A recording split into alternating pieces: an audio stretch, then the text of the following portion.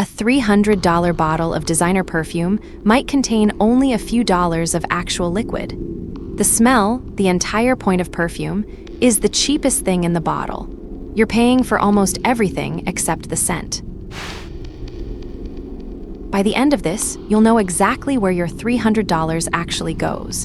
And stay to the end, because once you see the real cost breakdown, you'll understand why a nearly identical smell can cost $30 instead of $300. When something smells that good and costs that much, we assume it's the ingredients, rare oils, exotic flowers, precious essences harvested by hand. Surely a luxury perfume is expensive because what's inside is expensive. But do the math on the bottle in your hand. The liquid inside, the fragrance oils, the alcohol, the water typically adds up to just a small fraction of what you paid. A few dollars often, in a bottle that cost you hundreds. So if it's not the smell you're paying for, then what on earth is? Start with the bottle itself. That heavy glass, the weighted cap, the box, the cellophane, the packaging of a luxury perfume often costs more than the perfume inside it. You paid more for the container than the contents. Then the name. So many designer perfumes aren't even made by the fashion house on the label. They're made under license by giant beauty companies, and the designer or celebrity takes a royalty on every single bottle. You're paying rent on a famous name. And then the biggest one of all, the reason the smell is almost an afterthought. Marketing. The dreamy commercials, the movie star face, the full-page magazine ads, the billboards. That is often the single largest cost baked into the price, and it's not selling you a chemical. It's selling you a fantasy, seduction, elegance, confidence being the person in that ad. That's the real product. Not a liquid, but an identity you can spray on. And identity carries an enormous markup. The scent is just the delivery system for a feeling the brand spent millions convincing you to want. Which is exactly why the same trick keeps showing up in diamonds, in luxury watches, in designer bags. Cheap materials, expensive story. So flip your idea of what a perfume is.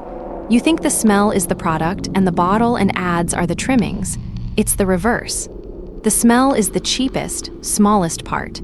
The product is the brand, the image, the feeling, and the liquid is just there to justify the price of all of it. That's why dupe perfumes exist and terrify the industry.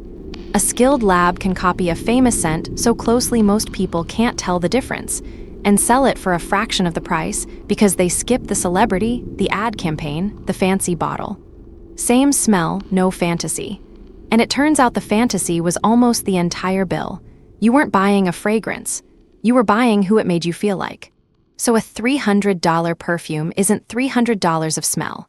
It's a few dollars of smell, wrapped in a bottle, a name, and a dream, and the dream is where the money is. Now, to be fair, this isn't pure smoke and mirrors, and quality is real. Master perfumers are genuinely gifted artists. A great fragrance can take years to compose, and some rare natural ingredients truly are costly. You're also paying for real things: consistency, safety testing, and a scent that actually lasts on your skin instead of vanishing in an hour like a cheap knockoff. And here's the fairest part. The feeling isn't fake. Scent is wired straight into memory and emotion. If a perfume genuinely makes you feel confident or brings back someone you love, that's real value, whatever the liquid cost. The honest point isn't that perfume is a scam. It's that the price is mostly brand, marketing, and packaging, not the smell, so you get to decide how much of that fantasy you actually want to pay for. So, perfume costs $300 because the smell is the cheapest part. You're paying for the bottle that costs more than the juice, the famous name that takes a cut, and above all the marketing that sells you a feeling. It's diamonds and Rolexes all over again, cheap materials, expensive story. The next time a scent stops you in a shop, enjoy it, just know that most of that price tag is perfume for your self-image, not your nose. Send this to whoever swears by their expensive signature scent. And subscribe, because next, why is inflation designed on purpose? Central banks want your money to slowly lose value every single year, and they're more afraid of the opposite.